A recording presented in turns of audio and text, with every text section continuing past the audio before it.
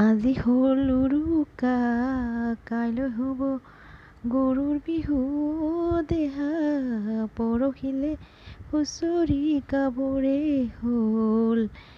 আগন্তুক ৰঙালী বিহুৰ কাৰণে সকলোকে জনালোঁ শুভেচ্ছা। যিবিলাক বন্ধু বান্ধৱীয়ে আজি নতুনকৈ আহিলে মোৰ ভিডিঅ'ত তেওঁলোকক মোৰ ভিডিঅ'ত মষ্ট ৱেলকাম জনালোঁ। যিবিলাক বন্ধু বান্ধৱীয়ে এতিয়ালৈকে মোৰ ভিডিঅ' চাই ছাবস্ক্ৰাইব কৰা নাই তেওঁলোকক ছাবস্ক্ৰাইব কৰিব অনুৰোধ জনালোঁ।